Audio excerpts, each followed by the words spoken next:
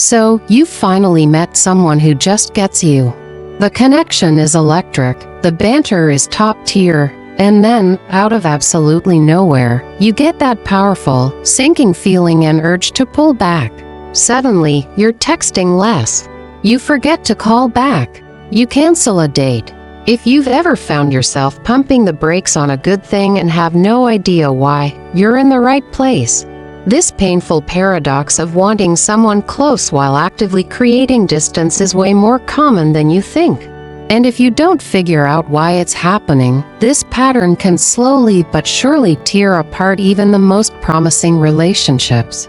It's one of the most confusing things we do as humans, desperately want love, but then when it shows up, we can't seem to let it in. You might be all unconsciously dreaming of a real, meaningful partnership, but some invisible force inside you slams on the brakes, throwing up walls where you'd rather have bridges. Now, this doesn't mean you're broken or don't know what you want. It's a sign of a deep internal conflict, usually springing from old psychological patterns that were designed to keep you safe. These self-sabotaging habits are really just a form of self-protection, a defense mechanism your brain fires off because it thinks, for one reason or another, that you're in danger. Today, we're exploring the 7 big psychological reasons you might be pushing away the very love you're looking for.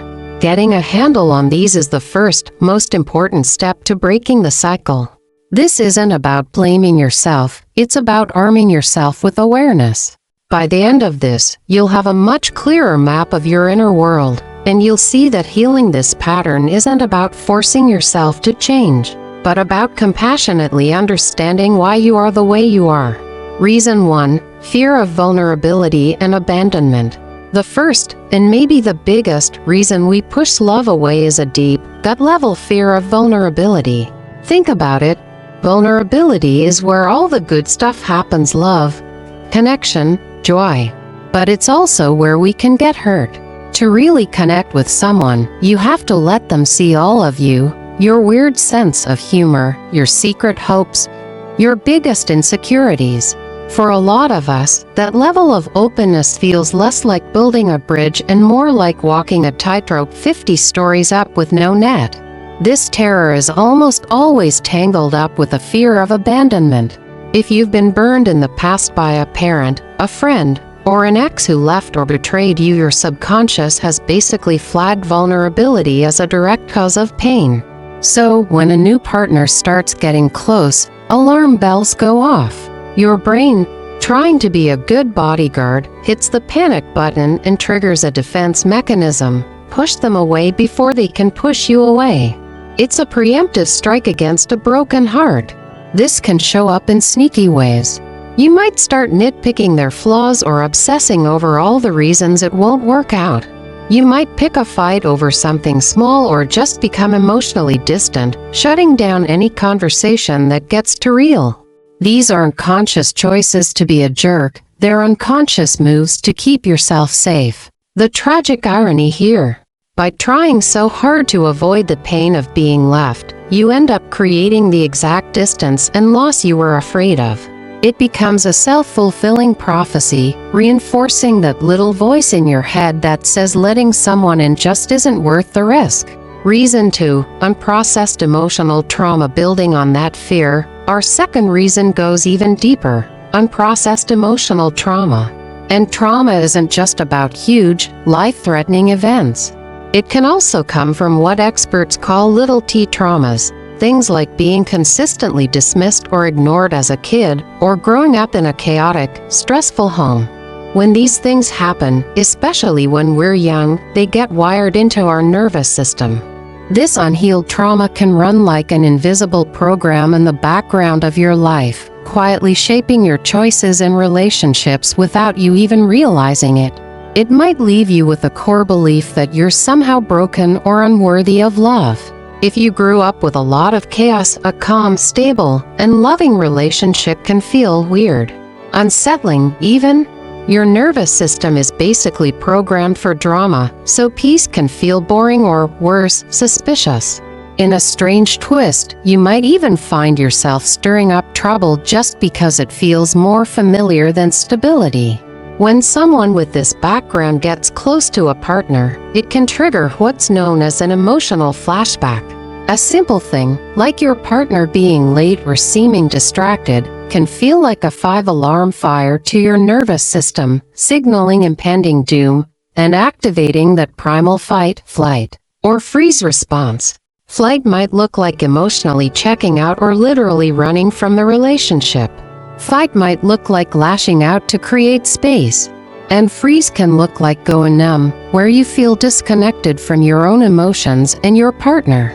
Your logical brain knows your partner isn't the person who hurt years ago, but your body is reacting like the threat is happening right now. This is why you can feel that uncontrollable urge to bolt even when you're with someone amazing. It's not about them, it's your body's survival instinct kicking in to protect you from a pain it remembers all too well. Reason 3, low self-esteem and self-sabotage. Reason number 3 is a quiet but ruthless saboteur. Low self-esteem.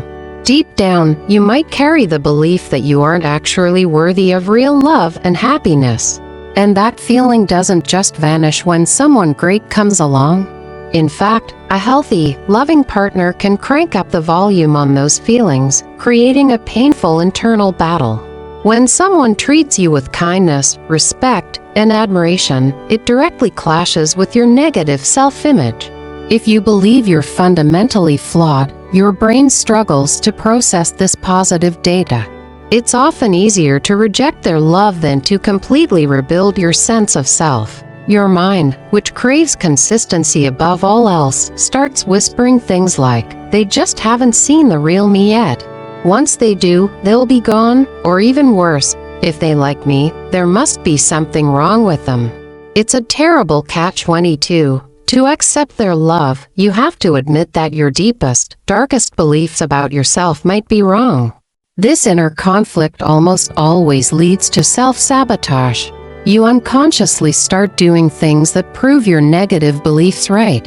You push your partner away to show yourself that you were right all along, that you are, in fact, unlovable. This could look like deflecting every compliment, becoming intensely jealous, or creating emotional distance so their inevitable rejection won't hurt as much. It's a tragic cycle. You want love, but your low self-worth tells you that you don't deserve it. So when love shows up, you push it away because it just doesn't compute. We're about halfway through, and if any of this is hitting home for you, please know you are definitely not alone in this.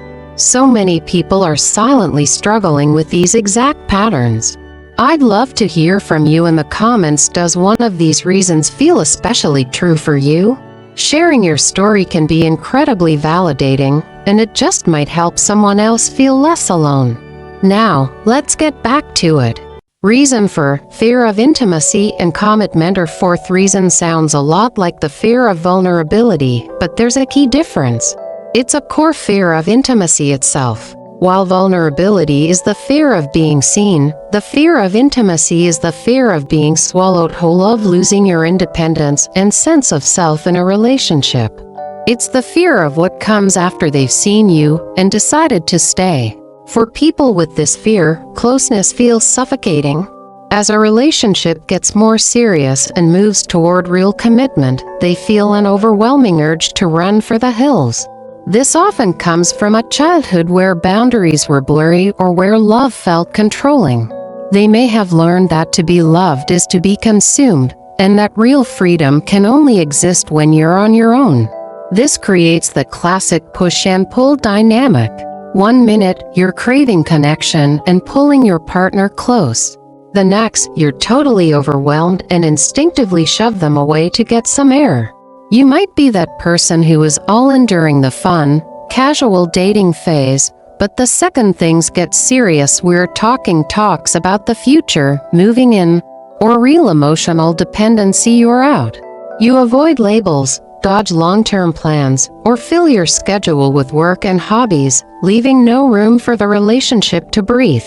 You might even end things right when they're going great, leaving your partner and yourself completely confused. This isn't because you don't love them. In fact, this fear is often strongest with the people you care about most, because the threat of losing yourself feels the most real.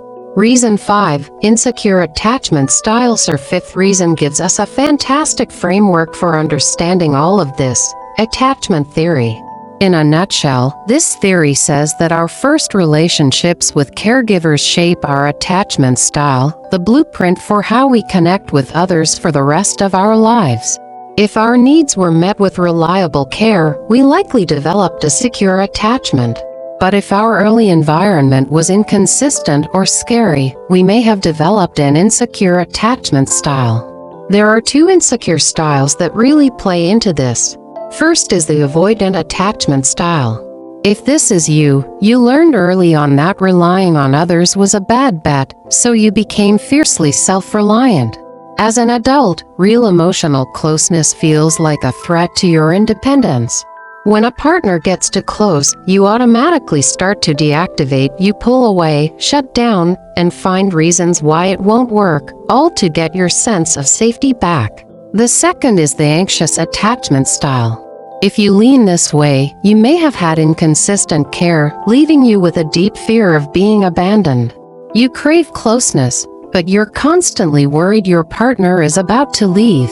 This anxiety leads you to hyperactivate. You might need constant reassurance, overanalyze every little thing they do, or become clingy.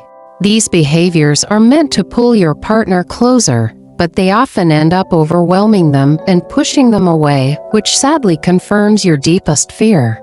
There's also a third style, disorganized attachment, where you both crave and fear intimacy at the same time. This creates an intense internal tug-of-war, where you desperately want love but sabotage it the second it gets close because it feels both necessary and dangerous. Understanding your attachment style isn't about putting yourself in a box, it's about realizing your impulse to push love away is a learned survival strategy, and you can learn new, healthier ones. Reason 6. Emotional exhaustion. Not all reasons for pushing love away are rooted in deep-seated trauma. Sometimes, the reason is much simpler. You're just plain exhausted. Maintaining a relationship, especially a new one, takes energy. It takes being present, communicating, and giving back emotionally. And sometimes, you just don't have anything left in the tank. This can be because of a million things. Maybe you're dealing with a ton of stress at work, struggling with a health issue, or have family drama draining your battery. When your brain and body are in survival mode, your capacity for connection just shrinks. Your nervous system is focused on getting through the day, and the energy required for deep connection can feel like a mountain you just can't climb. Withdrawing in this state isn't a rejection of your partner, it's an act of energy conservation. It's like when your phone goes into low power mode, it shuts down non-essential apps to save the battery. You might become quieter, more irritable, or less interested in being physically close. Your partner might see this distance and think they did something wrong, when really, it has nothing to do with them. It also bears mentioning that biological factors can play a role. For some women, for example, though it varies widely from person to person, hormonal cycles can impact energy, mood, and the desire for social connection. Sometimes, solitude just feels more restorative than engagement. The key here is communication. Without it, your partner is left to fill in the blanks, and a temporary need for space can look like a permanent desire for distance. Reason 7. Unmet needs and feeling misunderstood. And finally, the seventh reason you might push a partner away is because you feel like your core emotional needs just aren't being met. You're not pushing away love in general, you're pushing away this specific connection because, deep down, it feels unsatisfying. This often happens when you feel emotionally invisible to your partner. Maybe you try to share how you're feeling, but they dismiss you, judge you, or jump into fix-it mode instead of just listening and offering empathy. Over time, this can make you feel incredibly lonely, even when you're together. You start to think, what's the point of trying if they don't get me anyway? Pulling away becomes a way to protect yourself from the constant disappointment of not feeling truly seen. This can also happen when there's a big imbalance in emotional labor. If you feel like you're the only one starting deep conversations, making plans, and basically managing the relationship's emotional health, you can get resentful and burned out. Pushing your partner away can be a subconscious protest, a way of saying, "I can't be the only one holding this thing together." It's a passive, and usually not very effective, attempt to see if they'll step up and close the distance you've just created. In these cases, the push isn't about a fear of intimacy, it's a hunger for a better intimacy. It's a sign that something big is missing. So, there you have it, 7 of the deep-seated reasons you might be pushing love away when it's the very thing you want most. From the fear of being abandoned to the echoes of old trauma, from low self-esteem to our built-in attachment styles, and from pure exhaustion to the pain of just feeling misunderstood. If you saw yourself in any of this, the most important thing is to be kind to yourself. Seriously. These behaviors are not character flaws. They are survival strategies that your brain cooked up to protect you from pain. They worked once, but now they might be past their expiration date. Recognizing the pattern is the first and most powerful step you can take. Healing isn't about cutting out these parts of yourself, but about understanding them. It's a journey of learning to feel safe in your own body again, of challenging those old stories you tell yourself, and of slowly, bravely, choosing to lower the walls when you find someone who has earned the right to see what's behind them. You are not broken, and you are absolutely worthy of the love you crave. The path to letting it in starts right now with this awareness. Thank you so much for exploring this with me today. If this video was helpful, please give it a thumbs up and consider subscribing for more content on psychology, relationships, and figuring ourselves out. And don't forget to check out our other video on attachment styles to explore that topic on a deeper level. Take care of yourself, and I'll see you in the next one.